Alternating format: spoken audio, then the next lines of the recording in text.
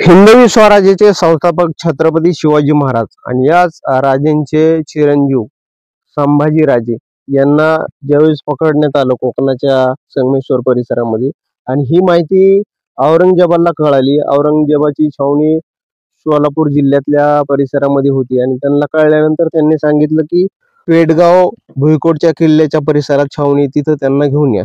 आणि मी त्याच ठिकाणी आहे। पूर्वीचे अहमदनगर आणि आताचे अहिल्यानगर जिल्ह्यातील श्रीगोंदा तालुक्यातील पांडे पेडगाव। तसं पाहिलं तर बहादूरगड नावाने हा किल्ला परिचित आहे, परंतु पांडे पेडगाव भुईकोटचा किल्ला असं म्हणून संबोधलं जातं। त्याच परिसरामध्ये आहे। आपण बघू शकता की त्याच परिसरातली ही मोठ आहे, हातीची मोठ म्हणून परिचित आहे आणि याच मोठीच्या परिसरामध्ये मोठ्या प्रमाणात सैन्य होतं। आणि कशा पद्धतीने हा सगळा इथला इतिहास आहे, महाराजांची कशी छळ झाला, त्यांच्यावर कसा अन्याय अत्याचार झाला, या ठिकाणी आपल्या सोबत प्राध्यापक बाराते सर आहेत, त्यांच्याशी बोलूया। काय सांगाल सर, काय माहिती आहे? हे जे ठिकाण आहे या ठिकाणाला खंडोबाचा माळ म्हणतात। ज्यावेळेस 1636 मध्ये मोगलांनी या परिसरावरती अंबरनाथ मेवाड दक्षिणेतील सर्व राज्य आहे ताब्यात घेतले। त्यानंतर मोगलांनी बहादूर खानाची नेमणूक जी आहे ती पेडगाव या ठिकाणी केली आणि पेडगावला केल्यानंतर बहादूर खानाने त्याच्या संरक्षणाच्या अनुषंगाने जे काही स्थापत्य निर्माण केले, सरस्वती नदीच्या किनारी ते लष्करी ठिकाण जे आहे ते निर्माण केलेलं होतं। आणि लष्कराच्या घोडे सैनिक यांना पाण्याची व्यवस्था करण्यासाठी या सरस्वती नदीवरती ही हत्तीची मोठ होती, ती पाणी घेऊन ती छावणीपर्यंत जात होतं। इथं जे सैनिक आहे ते सैनिक साधारण 1 लाख 1.5 लाख एवढ्या मोठ्या प्रमाणावरती सैनिक या ठिकाणी असायचं। इकडे औरंगजेब निघाले होते, त्याच पार्श्वभूमीवर ही मोठ तयार करून घेतली का? कारण की मोठ्या प्रमाणावर त्यांचं जे सैन्य असायचं, घोडे वगैरे, त्यांना पाणी पिण्यासाठी जे मोठ हातीची मोठ म्हणून ओळखले जातं, त्यासाठी ही तातडीने केली होती काय? नाही, तातडीने ही मोठ केलेली नाहीये। ज्यावेळेस बहादूर खानाची नेमणूक पेडगाव या परिसरामध्ये नियंत्रण ठेवण्यासाठी केल्यानंतर बहादूर खानाने जी काही अनेक स्थापत्य निर्माण केली त्याच्यापैकी ही एक हत्तीमोठ आहे। किल्ल्यामध्ये सुद्धा एक हत्तीमोठ आहे आणि पूर्वेला एक हत्तीमोठ आहे। अशा 3 हत्तीमोठी या ठिकाणी आहेत। 2 महिन्यात किंवा लगेच तात्पुरत्या स्वरूपात केलेली नाहीये। इथं खूप मोठे सैनिक असायचे, 1 लाख 1.5 लाख 2 लाख सैनिकांची संख्या असायची आणि या सर्वांसाठी पाण्याचा वापर होण्यासाठी ही हत्तीमोठ होती। त्यामुळे अचानक निर्माण केलं किंवा थोड्या काळात निर्माण असं काही नाहीये, हे अगोदरपासून या ठिकाणी निर्माण केलेलं होतं। आणि दक्षिणेतील सर्वात मोठं लष्करी ठाणं मुघलांचं या ठिकाणी होतं। आपण बघू शकता की अशा पद्धतीने ही मोठ आहे आणि कॅमेरामॅनला सांगतो मी, अशा पद्धतीने ही मोठ आहे, बघू शकता उंच पुरी त्या काळी बांधलेली हे असं बांधकाम आहे। जवळपास 350 वर्षापूर्वीची ही मोठ आहे। याच परिसरात मोठ्या प्रमाणात सैन्य होतं आणि या सैन्यासाठी पाणी शोधण्यासाठी ही खास मोठ तयार करण्यात आली होती। बघत आहे ती मोठ ही अशा पद्धतीने तयार करण्यात आली। या ठिकाणी हत्तीच्या माध्यमातून ही पाणी उपसण्यासाठी, सैन्याला ही पाणी पुरवण्यासाठी मोठीची उभारणी करण्यात आली। आणि या परिसरामध्ये आता मोठ्या प्रमाणात काटवण आहे आणि सगळी जागा अतिक्रमणामुळे अशा पद्धतीने व्यापली आहे। काय सांगाल सर, कशा पद्धतीने अजून इथे उठबस असायची किंवा त्या काळी काय सांगितलं जाईल? हा जो परिसर आहे हा खूप मोठ्या, ही इथून वाहते पेडगावच्या दक्षिण बाजूला आणि पलीकडे छत्रपती शिवाजी महाराजांचं हे राजे देऊळगाव हा तिकडचा सगळा कारभार होता आणि मोगली कारभार इथं या भीमा नदीच्या अलीकडे होता। आणि म्हणून मराठ्यांच्या सैन्यांना त्यांचा पाडाव करण्यासाठी की हा तळ इथं असणं मोगलांच्या दृष्टीने महत्वाचं होतं आणि म्हणून इथं लाखो सैनिकांसह एक स्थिर स्वरूपाची छावणी औरंगजेबानं बनवलेली होती आणि त्याची नेमणूक औरंगजेबाचा दूध भाऊ बहादूर शाह यांची नेमणूक इथं करण्यात आलेली होती। नेमकं महाराजांना मग कधी आणण्यात आलं आणि कुठून कुठं नेण्यात आलं?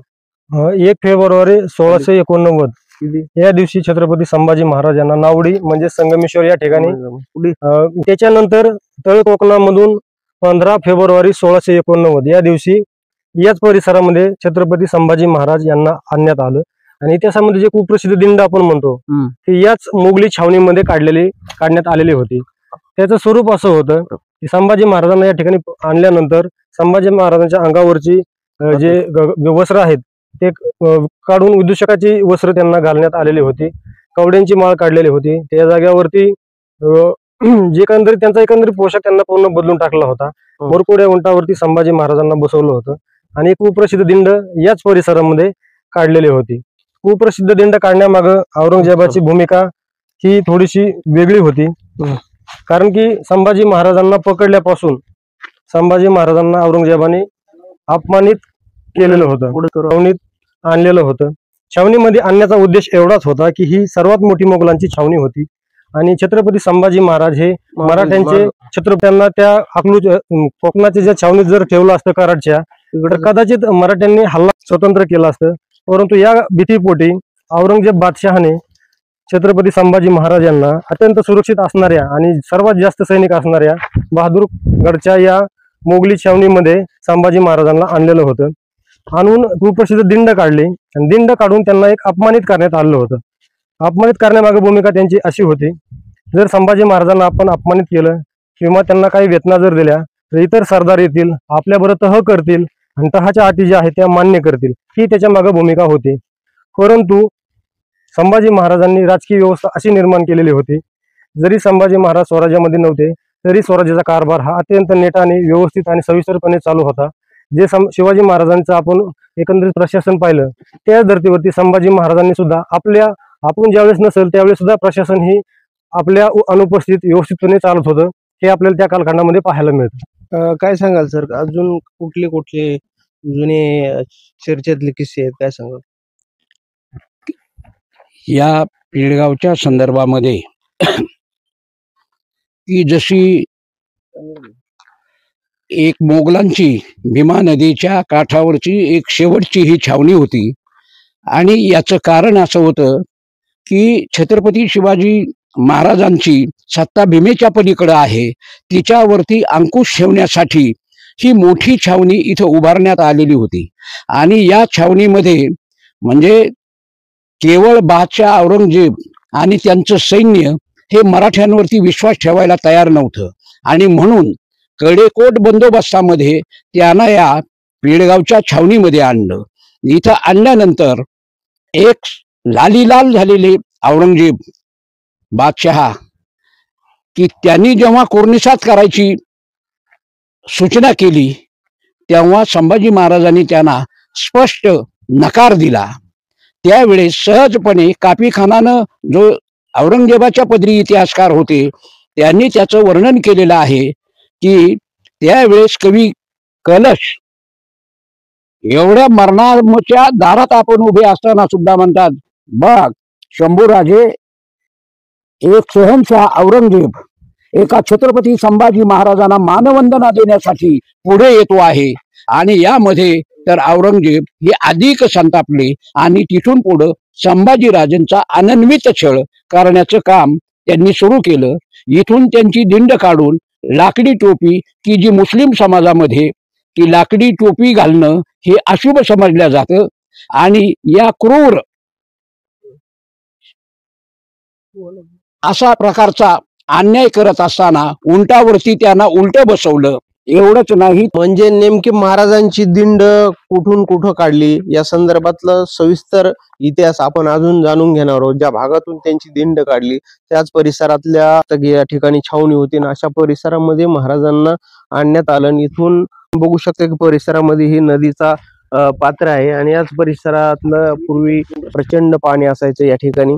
आता मात्र ही सरस्वती नदीचं पात्र आहे आणि याच परिसरामध्ये ही अशी मोठ तयार करण्यात आली होती. अत्यंत जुना इतिहास, 350 वर्षापूर्वीची ही गोष्ट आहे या काळात. आणि याच ठिकाणी या औरंगजेबाच्या सैनिकांनी अशा पद्धतीने महाराजांचा छळ केला, डोळे काढले, अंगावरची साल काढली. ज्यावेळेस महाराज आणि कवी कलश यांना ताब्यात घेऊन आणण्यात आले या छावणीच्या परिसरामध्ये आणि इथून त्यांना बांधून अगदी दिंड काढण्यात आली, तो हाच परिसर आहे. आणि इथून कुठं नेण्यात आलं, काय सांगाल? 15 फेब्रुवारी 1689 या दिवशी या छावणीमध्ये दिंड काढल्यानंतर इथून असणारा किल्ल्यामधील जो परिसर आहे, ज्याला आपण राजदरबार म्हणतो, तिथपर्यंत ही भैरवनाथ वेसमधून आतमध्ये किल्ल्यामध्ये संभाजी महाराज आणि कवी कलश यांची ही कुप्रसिद्ध दिंड काढली.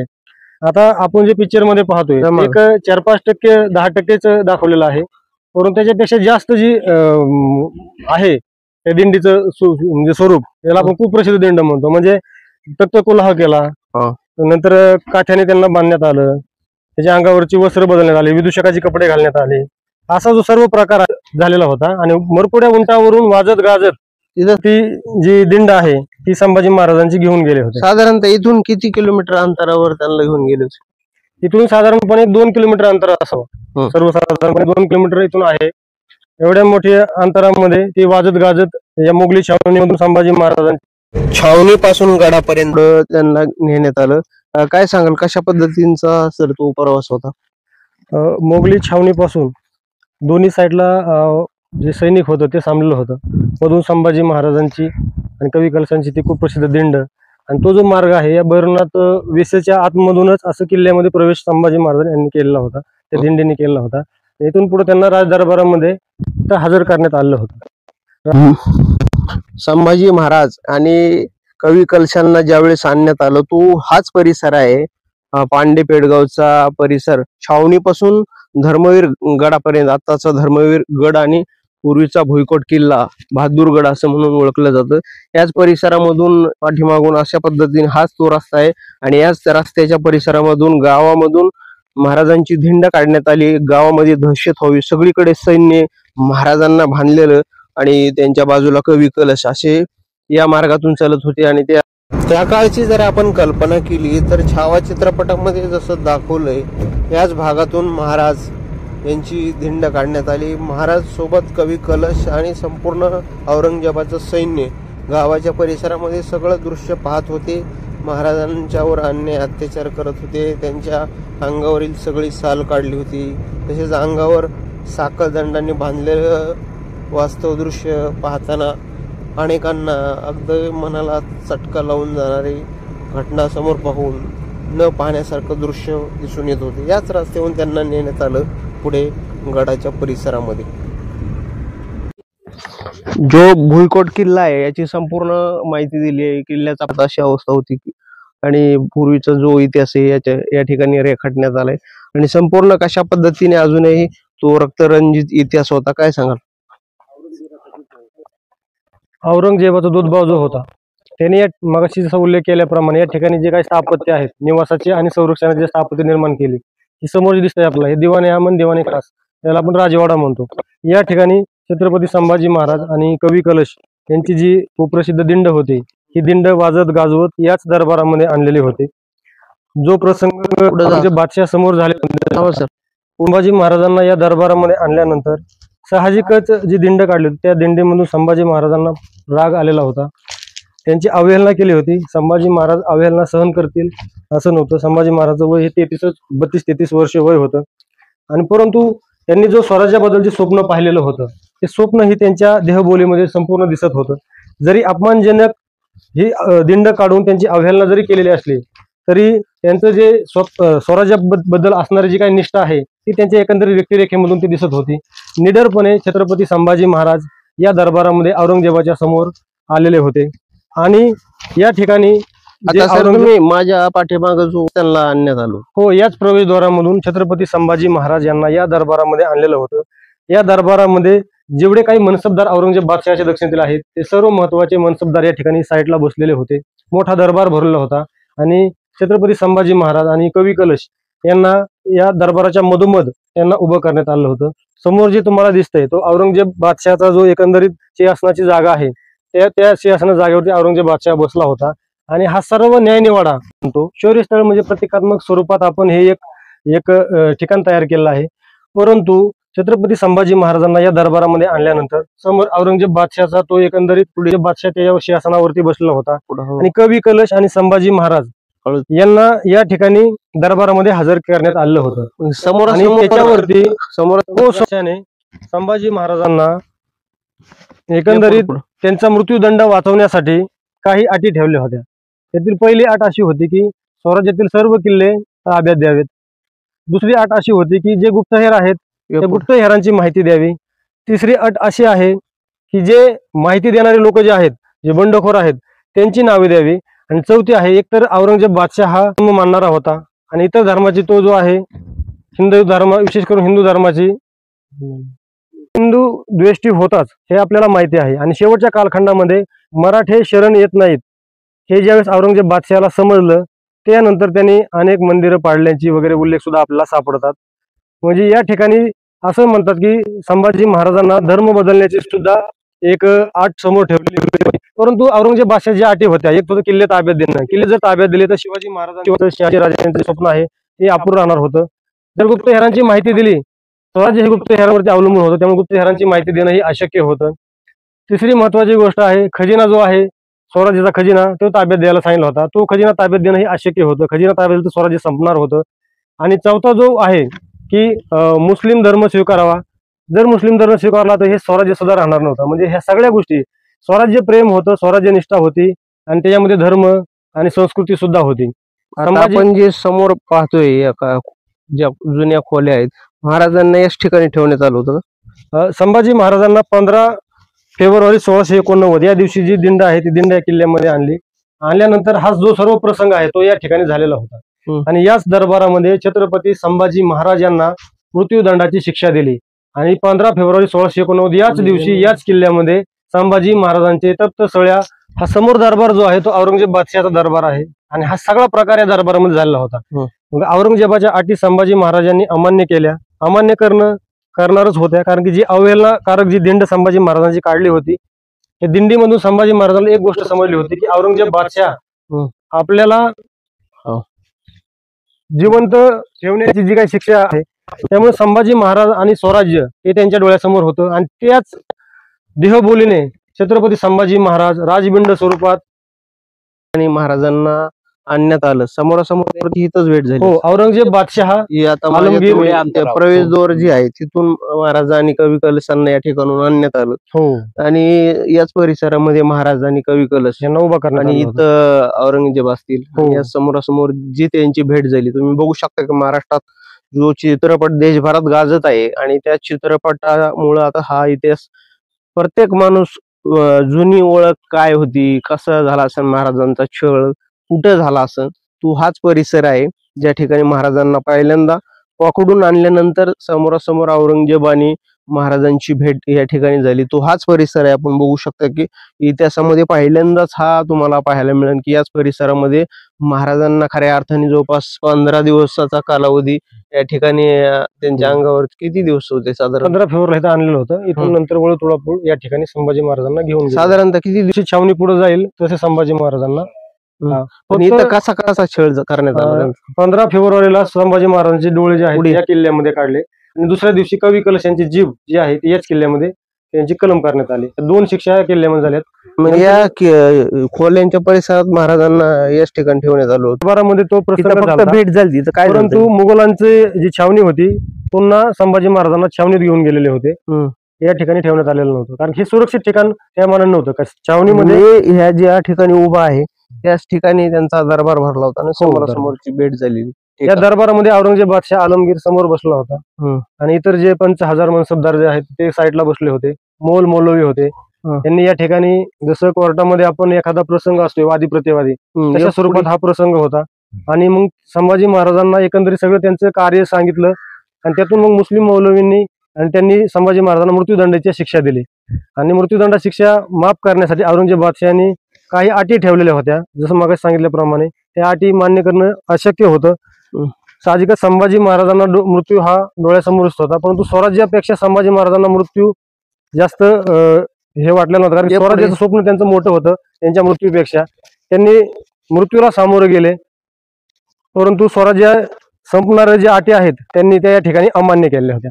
इथं जो नदींचा जो संगम आहे सर ते कशा पद्धतीने कुठून कुठं नदी आली काय सांगा? आता ही समोर जी आहे ती भीमा नदी आहे आणि अगदी शेजारी पूर्वेला असणारी ती आहे सरस्वती नदी, जी हत्तीमोठ मगाशी खंडोबाच्या माळावरती आपण पाहिली लष्करी छावणीची, ती सरस्वती नदी आहे.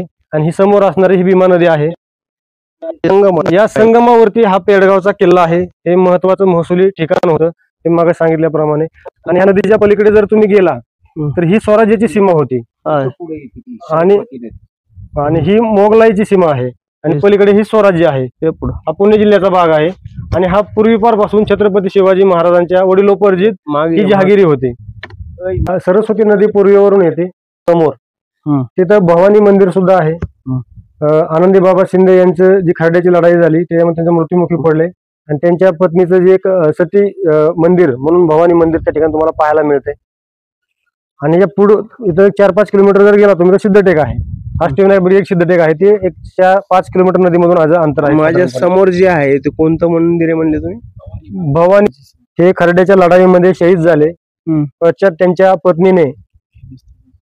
पत्नी सती गेल्या आणि हे सती मंदिर आहे जे पेडगाव मध्ये भवानी मंदिर. अतिशय हे ऐतिहासिक ठिकाण आहे. आपण बघू शकता अगदी नदीच्या लागोलाग असलेला हा भुईकोटचा किल्लाचा परिसर आहे आणि सर्व बाजूनी बघू शकता अतिशय निसर्गरम्य परिसरामध्ये त्याची बांधकाम करण्यात आलं. हे हाती मोठी या ठिकाणी पण आपल्याला दिसून येते. बघू शकता वाहतूक थांबा आहे अशा पद्धतीने त्या काळी उभारण्यात आला. अजूनही बघू शकता कसं काम आहे. त्याच परिसरात ज्या खोल्या तयार करण्यात आल्या होत्या या परिसरामध्ये या छावणीच्या प्रमुख लोकांचं वास्तव्य होता. जुन्या काळातला तेव्हा याचा इतिहास जो आहे तो लोकांपर्यंत म्हणावा असा गेलेला नाहीये. आणि जो इथं स्वाभिमानी हे ठिकाण आहे की याच्यानंतर एक ज्योत इथं स्वराज्याची पेटलेली होती. संभाजी महाराजांच्या मृत्यूनंतर एक मराठ्यांचे स्वतंत्र युद्ध जे म्हणतो आपण 1689 ते 1707 पर्यंत औरंगजेबाच्या मृत्यूपर्यंत असं म्हणतात की इथं प्रत्येक ठिकाणी अशी भाले फुटलेले होते आणि सर्वसामान्य रयत लढत राहिले. राजाराम महाराज जे आहे ते जंजिला होते. छत्रपती महाराष्ट्रामध्ये आपले स्वराज्य छत्रपती नव्हते. म्हणजे वाताहत होऊन हे राज्य संपायला पाहिजे होतं. परंतु संभाजी महाराजांच्या मृत्यूनंतर स्वराज्याची निष्ठा ही सर्वांपर्यंत समजली आणि लोक एवढे पेटून उठले स्वतःच्या राज्याप्रती. शिवाजी महाराजांचे विचार, संभाजी महाराजांचे विचार सर्वसामान्य लोकांपर्यंत गेलेले होते. सर्वसामान्य रयत हे 17-18 वर्ष लढत राहिली. हा जगाच्या इतिहासात एकमेव प्रसंग आहे. या सर्व प्रसंगाची जी प्रेरणा आहे ना तो हा दरबार आहे आणि संभाजी महाराजांचं बलिदान आहे. या ठिकाणचं हा पडलेला किल्ला तुम्हाला दिसतोय असं नाहीये. इथलची प्रत्येक दगड माती याच्यामध्ये संभाजी महाराजांचं रक्त सांडलेलं आहे. हा प्रत्येक जी वास्तू आहे ती स्वाभिमान सांगायचा प्रयत्न करतोय. मराठ्यांना जो स्वाभिमान मिळाला होता या स्वाभिमानाची प्रेरणा हा पेडगावचा किल्ला आहे. परंतु लोकांपर्यंत इतिहास गेल्या नसल्या कारणामुळं हे जे ठिकाण आहे ते थोडंसं पाठीमागं राहिलं आणि याचं संवर्धन वगैरे झालेलं नाहीये. परंतु आज छावा पिक्चरच्या मुळे हे ठिकाण सर्वांना माहिती झालं.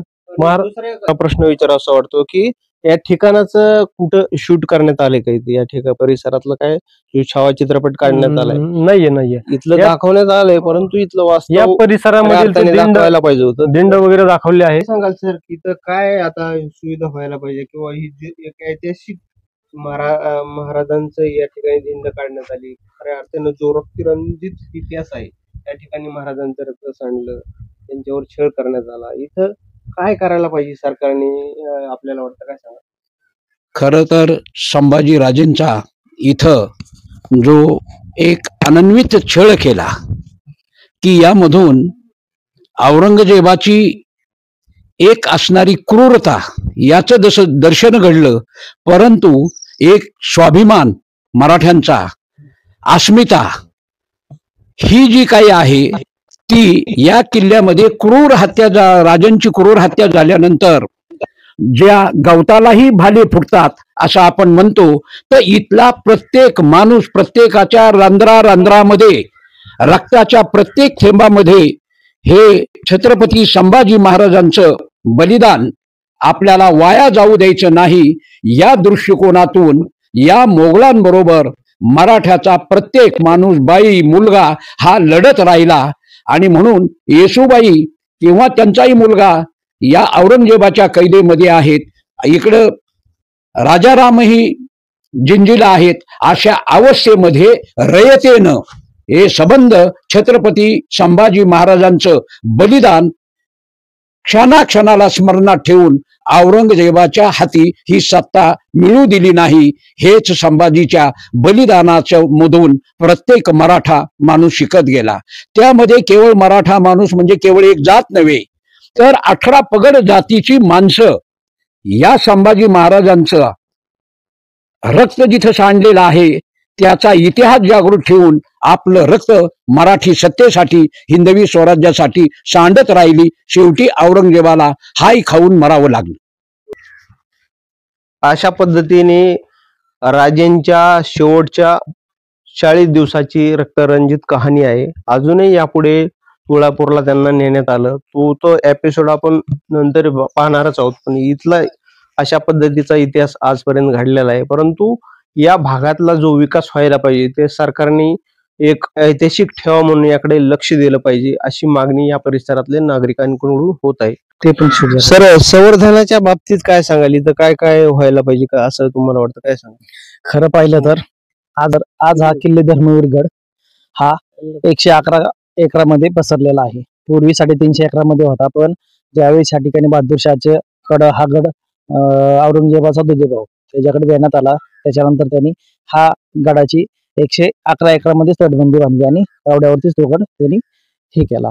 पण खरं पाहिलं तर आज ह्या गडाचे इतका मोठा इतिहास असताना छावा या पिक्चरमुळे आज देशाच्या कानाकोपऱ्यात हा गड पोहोचलेला आहे. संभाजी महाराज आज घराघरात पोहोचलेले आहेत ह्या छावा चित्रपटाच्या निमित्ताने.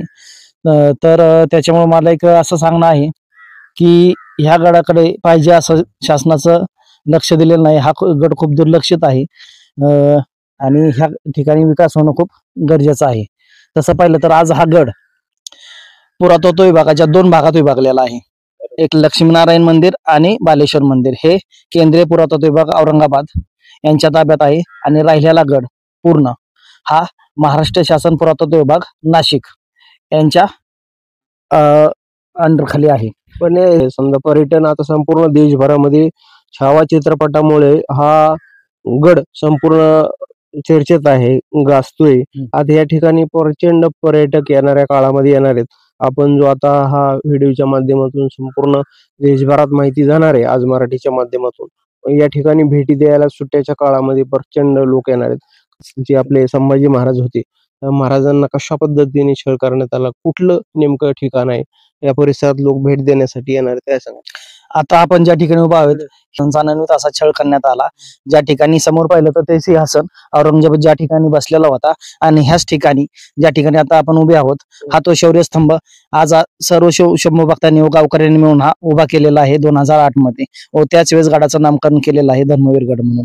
तर ह्या ठिकाणी आज भरपूर पर्यटक येत आहेत भेट देण्यासाठी, पण शासनाचे या ठिकाणी कुठलंही लक्ष नाहीये. या ठिकाणी आलेल्या पर्यटकांना साधं पिण्याचं पाणीही उपलब्ध नाहीये. आज सर एवढी शोकांतिका आहे, आज 3 वर्षापूर्वी आम्ही गावकऱ्यांनी मिळून शिवशंभू भक्तांनी मिळून आजही आपल्याला परिसरामध्ये लाईट दिसती ही उभा केली. आता 10 लाख किती वर्षापूर्वी ही तुम्ही देखभाल करायला लागले? पूर्वीच्या काळात कोणाला माहित नसल्यामुळे, जास्त इथं जनजागृती नसल्यामुळे काही नसणार आहे. ह्या गेल्या काही दिवसापासून जी ती दररोजची फुलांचे देखभाल वगैरे कोण करतं? या ठिकाणी एक शिवदुर्ग संवर्धन समिती म्हणून आहे पुण्याची.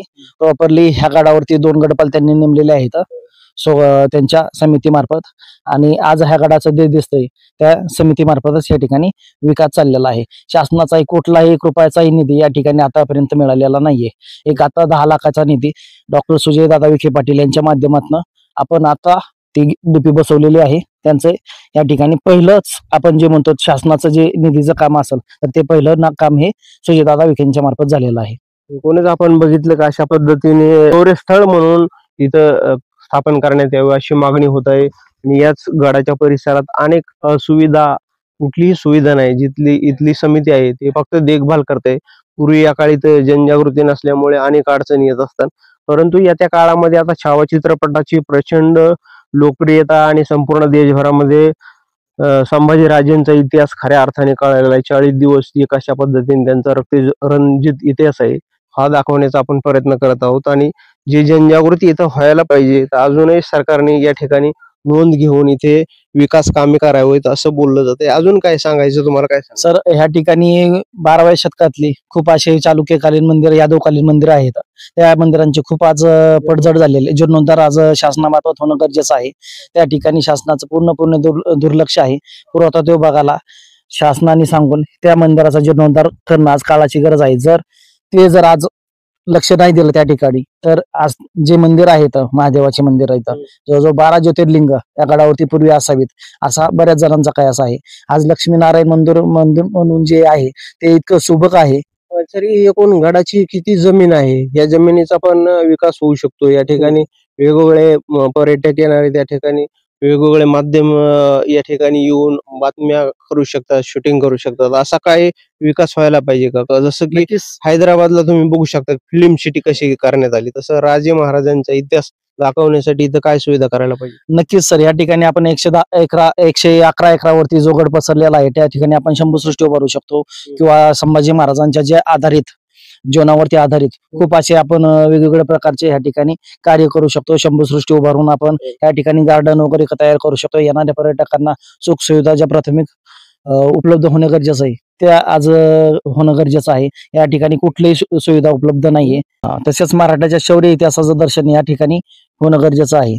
आपण बघितलं की अशा पद्धतीने इथले स्थानिक मागणी करत आहेत की मराठ्यांच्या इतिहासाचं शौर्य या ठिकाणी दाखवण्यासाठी एक चांगली संधी सरकारने आपल्या हाती घेऊन या ठिकाणी परिसराचा विकास करावा अशी मागणी होत आहे. ठिकाणीच एवढं का लक्ष केंद्रित केलं औरंगजेबाने आणि एवढं होऊन सुद्धा लाखोचं सैन्य या ठिकाणी आले आणि माझ्या तुम्ही पाठीमागे बघू शकता की मंदिर आहे या ठिकाणी, 2 वेगवेगळे मंदिर या ठिकाणी आहेत. तरी देखील थोडीफार मोडतोड झाली असली तरी हे मंदिर कसे राहिले, काय सांगाल, काय इतिहास?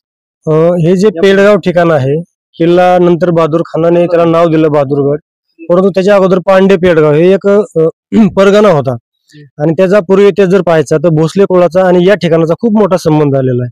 शिवाजी महाराज जे पंजोबा आहेत बाबाजीराजे भोसले ते वेरूळवरून देऊळगाव राजे या ठिकाणी अगदी 5 किलोमीटरवरती अंतर आहे. त्या ठिकाणच्या पाटीलक्या त्यांनी विकत घेतल्या. देऊळगाव राजे, जिंती, खानोटा या पाटीलक्या विकत घेतल्यानंतर मालोजी राजे आणि विठोजी राजे 17 वर्ष त्या ठिकाणी राहिलेले होते आणि त्यांचे जे मेव्हणे आहेत वनगोपाळ निंबाळकर हे जे फलटणचे आहेत त्यांच्या बरोबर ती मालोजी राजे आणि विठोजी राजे कोल्हापूरच्या मोहिमेवरती गेले असताना दोघांनीही पराक्रम गाजवला आणि त्या मोहिमेमध्ये निजामशहाला विजय प्राप्त करून दिला. विजय प्राप्त करून दिल्यानंतर नंतरच्या कालखंडामध्ये ते ज्यावेळेस निजामाला कळलं त्यावेळेस निजामाने प्रथमतः 1000 मनसबदार म्हणून किंवा त्यांना 200 घोडे, काही पोशाख अशी एक वतनाची एक पद्धत दिली आणि त्या वतनामध्ये पेडगाव हे जे ठिकाण आहे प्रथमतः मालोजी राजे भोसले यांना हे ठिकाण त्यांच्याकडे दिलेलं होतं. त्याच्यानंतर मालोजी राजे यांचा पराक्रम वाढत गेला. अगदी इथून शेजारी असणारं बांबोराजे गाव आहे ती विठोजी राजे यांची पाटीलकीचं गाव होतं. आपण जी शेडगावची बखर म्हणतो ते शेडगाव इथून अगदी 4 किलोमीटर अंतरावरती आहे. म्हणजे हा परिसर बाबाजीराजे भोसले हा जो किल्ला आहे काही पत्रांवरती आपल्याला समजतं की 4 जानेवारी 1597च्या पत्रावरून ही जी कारभारी पद जे आहे या किल्ल्या या परिसराचं पेडगावचं ही बाबाजीराजांकडे म्हणजे शिवाजी महाराजांच्या पंजोबांकडे होतं हे सिद्ध होतंय. त्याच्यानंतर 12 डिसेंबर 1596च्या पत्रानुसार हा जो कारभार आहे बाबाजीराजांनंतर मालोजीराजे पाहत होते. परंतु मालोजीराजे यांनी 1595-96ला श्रीगोंदा अगदी 11 किलोमीटर अंतर असणार त्या ठिकाणी शेख मोहम्मद महाराजांचा मठ बांधला, मकरंदपूर पेठ बसवली, जमीन विकत घेतली, स्वतःसाठी वाडा बांधला आणि 1597 मध्ये मालोजीराजे श्रीगोंद्यामध्ये राहायला गेले. श्रीगोंद्यामध्ये राहायला गेल्यानंतर साहजिकच त्याच्यानंतरच्या कालखंडामध्ये एक आपला जाधवांचा प्रसंग माहिती आहे, भोसल्यांचा आणि जाधवांची कन्या शहाजी राजांना द्यायची होती परंतु जाधवांनी ती कन्या द्यायला अमान्य केली. मालोजी राजांनी मग नंतर पेडगाववरती लक्ष केंद्रित केलं आणि पेडगाववरती लक्ष केंद्रित केल्यानंतर त्यांना 5 हजारी मनसबदारी मिळाली आणि त्याच्यानंतरच मग जिजामाते आणि त्यांचं ते लग्न जमून ते विवाह झालेला होता. हा प्रसंग सगळा या पेडगाव संबंधित आहे. त्याच्यानंतर 29 नोव्हेंबर 1599च्या पत्रानुसार पेडगावची जी देशमुखी आहे ती परसोजी राजांकडे गेलेली होती आणि त्याच्यानंतरच्या कालखंडामध्ये 15 मार्च 1621, 23 नोव्हेंबर 1622 आणि 19 फेब्रुवारी 1623च्या पत्रानुसार ही जी पाटीलकी देशमुखी आहे ती संभाजीराजे यांच्याकडे गेली होती. संभाजीराजे म्हणजे विठोजी राजे यांचा मुलगा यांच्याकडे ही देशमुखी गेलेली होती. त्याच्यानंतरच्या कालखंडामध्ये शहाजी राजांचे अनेक पत्र आपल्याला मिळतात. 30 डिसेंबर 1629 आणि 7 जुलै 1631च्या पत्रानुसार शहाजी राजांकडे हा परिसर होता आणि असं त्या कालखंडामध्ये म्हणायचे की उत्तरेकडे शहाजहान आणि दक्षिणेकडे शहाजी ही म्हण खूप प्रसिद्ध होती. म्हणजे शहाजी राजांचा रहिवास सुद्धा श्रीगोंदा किंवा या परिसरामध्ये होता ते आपला काही पत्रांवरून आपला समजतंय. म्हणजे एकंदरीत तुम्ही जर पाहिलं तर बाबाजी राजे, मालोजी राजे, विठोजी राजे, मालोजी राजांचा मुलगा शहाजी राजे ह्या सगळ्या भोसले कुळांचा संबंध हा पेडगावशी आलेला आहे आणि त्यांची खरी कर्तव्य करायला सुरुवात ही पेडगाव पासून झालेली आहे. त्याच्यामुळेच जे औरंगजेबाने हे लक्ष केलं होती तर मोठी छावणी उभारली होती हेच कारण असायला पाहिजे. नाही तसं कारण नाहीये. नदीच्या पलीकडे अगदी स्वराज्य होतं. दक्षिणेच्या ज्या काही शाह्या होत्या त्या सर्व ताब्यात, विजापूरची आदिलशाही ताब्यात घेतली, नगरची निजामशाही ताब्यात घेतली आणि अगदी बाजूला असणारं स्वराज्यावरती अंकुश ठेवणं, दक्षिणेकडची जे काय पुन्हा कोणी एखादी गादी निर्माण केली त्याच्यावरती अंकुश ठेवण्यासाठी हे मध्यवर्ती लष्करी ठाणं निर्माण केलेलं होतं. त्याच्या भोसले कोणाचा त्याचा काही संबंध नाही. फक्त छत्रपती शिवाजी महाराजांचा ज्यावेळेस राज्याभिषेक झाला किंवा त्याच्या अगोदरच्या कालखंडामध्ये शिवाजी महाराजांवरती नियंत्रण ठेवण्यासाठी बहादूर खानाने खूप मोठ्या कुरगोडी केल्या. त्या सगळ्या कुरगोडी इथून झाल्या होत्या. म्हणजे वेळ घेऊन पेडगावला जाणं, आला पेडगावचा शहाणा, अशा ज्या म्हणी आहेत ना त्या येथील शिवाजी महाराजांनी त्यांच्या प्रसंगावरनं पडलेल्या होत्या हो जुन्या काळामध्ये. आणि त्यातील आणखी एक महत्वाची गोष्ट आहे, इथून 5 किलोमीटरवरती दिळगाव राजे जी बाबाजीराजे भोसले यांनी पाटीलकी विकत घेतली होती, ती घेतल्यानंतर शिवाजी महाराजांची बाबाजीराजांकडून ती पाटीलकी मालोजीराजांकडे आली, मालोजीराजांकडून ती पाटीलकी शहाजीराजांकडे आली, शहाजीराजांकडून ती पाटीलकी शिवाजी महाराजांकडे आली. महत्वाची गोष्ट म्हणजे 1947 पर्यंत दिळगाव राजेची पाटीलकी ही शिवाजी महाराजांकडेच होती. शिवाजी महाराजांनी छत्रपती पद किंवा शिवाजी महाराज राज्याभिषेक झाल्यानंतरही दिळगावची पाटीलकी सोडली नाही. हा त्यातील खूप मोठा प्रसंग आहे. त्याचं कारण असं आहे, बाबाजी राजेंचा पंजोबाचा मृत्यू हा दिळगाव राजेमध्ये झालेला आहे आणि मालोजी राजे जे आहेत ते त्यांनी वाडा घेऊन श्रीगोंद्यामध्ये राहिले होते. म्हणजे सांगण्याचं तात्पर्य हे आहे की भोसले कुळाची जेवढी कुळगाथा आहे त्यांच्या सरदारापासून ते छत्रपतीपर्यंत आणि संभाजी महाराजांच्या एकंदर कारभारापर्यंत ह्या सगळ्यामध्ये पेडगाव हे केंद्रबिंदू आहे. शिवाजी महाराजांपूर्वी इतिहास जर तुम्ही पाहिला, त्यांची जी काही अस्सल पत्र जर पाहिली त्या सर्व पत्रामध्ये पेडगावचा उल्लेख हा प्रकर्षाने आपल्याला दिसतो. हे होते इतिहासकार, तरुण इतिहासकार प्राध्यापक राजेश बाराहाते यांनी संपूर्ण इतिहास सांगितला की खरं जे भोसलेंचं वेगवेगळ्या माध्यमातूनच इथलं वास्तव आहे ते अनेक वर्षापासूनच आहे, अनेक वर्षाचा इथे इतिहास आहे. त्यामुळे खऱ्या अर्थाने इथे विकास होणं गरजेचं आहे. इथला इतिहास सगळ्या देशाला समजण्यासाठी इथे राज्य शासनाने किंवा पुरातत्व विभागाने खऱ्या अर्थाने लक्ष देऊन इथे विकास करणं गरजेचं असल्याचं इथल्या गावकऱ्यांचं इतिहासकारांचं म्हणणं आहे. कॅमेरामन आदिनाथसह मी अविशांत कुमकर, आज मराठी न्यूज, धर्मवीर गड, श्रीगोंदा, अहमदनगर.